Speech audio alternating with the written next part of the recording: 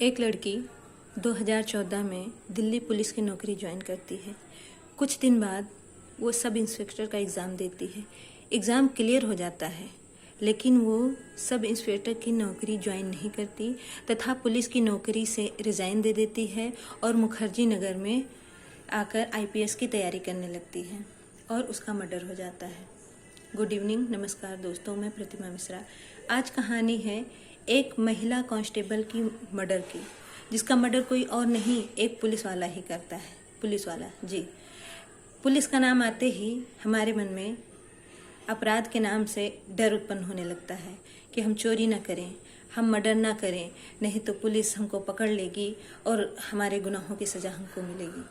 और सोचिए, अगर एक पुलिस वाला ही मर्डर और चोरी जैसी घटनाओं को अंजाम देने लगे तो हमारे समाज का क्या होगा।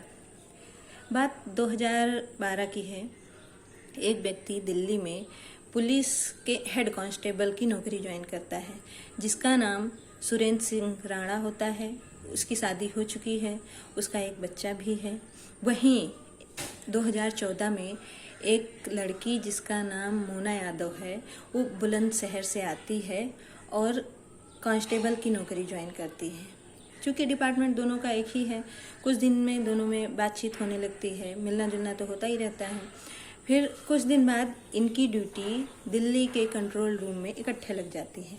अच्छा, इकट्ठे लग जाने से इन लोगों की बातचीत और ज़्यादा होने लगती है, मुलाकात तो होती ही रहती है। फिर इनमें अच्छी फ्रेंडशिप हो जाती है। तो सुरेंद्र सिंह राणा जो है, ये मोना को चाहने लगता है और उससे शादी करने के लिए कहता है। उसके लिए वो बार बार कहता है, लेकिन उसने अपनी शादी और अपने बच्चे की बात मोना को नहीं बताई होती है।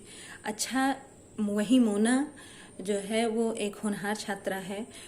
वो पुलिस की नौकरी तो कर ही रही है, उसके साथ में उसने सब इंस्पेक्टर का एग्ज़ाम दिया।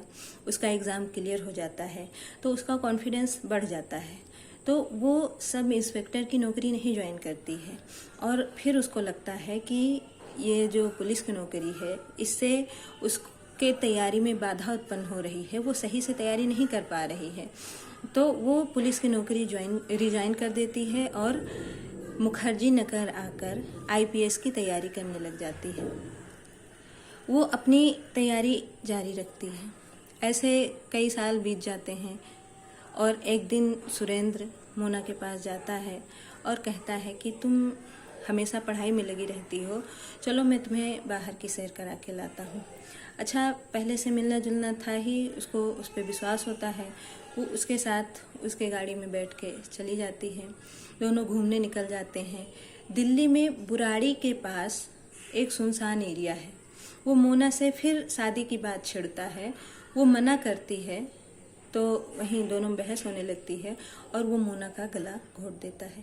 मोना की हत्या हो जाती है वहीं कार में, और वो वहीं पास में एक नाला होता है, वहीं थोड़ा गड्ढा खोदता है और उसमें उसको दफन कर देता है और वापस चला आ जाता है। अच्छा, पुलिस जो है, सुरेंद्र एक हेड कांस्टेबल है, वो पुलिस है, उसको पता है कि पुलिस कैसे इंक्वायरी करेगी, कहाँ कहाँ जो है सबूत छोड़ने से अपराधी को पकड़ा जा सकता है। इसलिए उसने सारी तैयारी पहले से ही कर ली होती है। वो मोना का एटीएम कार्ड, मोना के जितने डॉक्यूमेंट हैं वो सब अपने पास रखता है और समय समय पर यूज करता रहता है, ताकि किसी को पता न चले कि मोना का मर्डर हो गया है।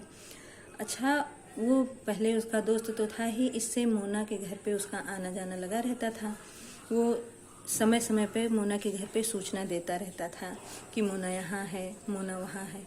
अच्छा, घर वालों को संदेह हुआ, कुछ दिन बात नहीं हुई, एक हफ्ता महीना भर बीत गया।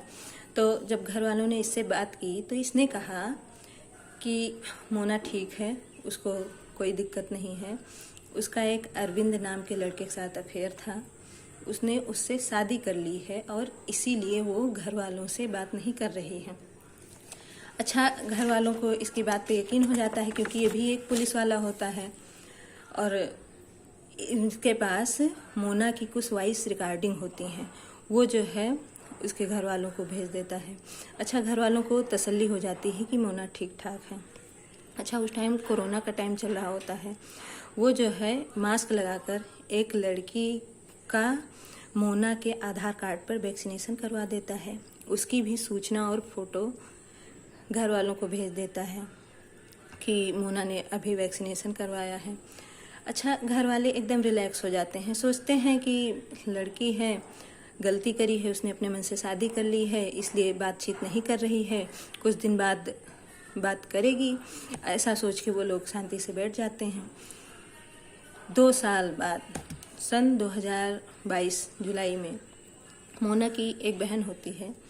वो एक दिन सोचती है कि मेरी बहन इतनी इंटेलिजेंट और इतनी होनहार थी, वो ऐसा तो कभी नहीं की है कि 2-2 साल बीत जाए और उसने घर पे कभी कॉल या मैसेज ना किया हो और इस तरह से चुपचाप बैठी हो। ज़रूर कुछ ना कुछ हुआ है कहीं ना कहीं। तो वो अपने घर वालों को तैयार करती है और घर वाले उसके वहाँ दिल्ली आते हैं और पुलिस स्टेशन जाकर कमिश्नर से मिलते हैं और सारी बातें उनको जो है बताते हैं। अच्छा, पुलिस कमिश्नर STF की जो है टीम बैठाती है, उसको आदेश देती है इस केस की छानबीन करने के लिए।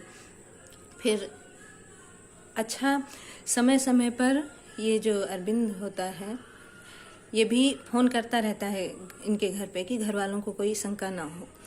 फिर छानबीन होती है, फिर अंत में सुरेंद्र सिंह राणा पकड़ा जाता है और उसके बाद वो अपना गुनाह कबूल करता है। कहता है कि वो IPS की तैयारी कर रही थी और मैं उससे प्यार करता था, मैं उससे शादी करना चाहता था।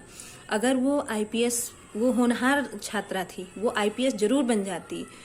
अगर वो IPS बन जाती तो मुझसे शादी ना करती, या वो IPS बन जाती है तो मुझसे हेड हो जाती और मुझे उसकी सारी बातें माननी पड़ती।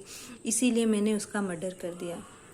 तो दोस्तों, इस कहानी को सुनाने का, बताने का मेरा उद्देश्य किसी को परेशान करना नहीं, किसी का दिल दुखाना नहीं, बल्कि सचेत करना है, आगाह करना है, जिससे हम और हमारा समाज होने वाली दुर्घटनाओं से बच सके। हमें किसी पर ऐसे ही विश्वास नहीं कर लेना चाहिए, क्योंकि हर जगह सब लोग घर वाले नहीं होते हैं कि हम जो कहेंगे वो करेंगे। इस समाज में ऐसी ही घटनाएं होती रहती हैं और हमारे यहाँ की होनहार छात्राएं ऐसे शिकार होती रहती हैं। इसलिए सचेत रहें, अपनों और अपनों का ख्याल रखें। फिर किसी और दर्दनाक घटना के साथ फिर मुलाकात होगी। तब तक जय हिंद। अपना और अपनों का ख्याल रखना।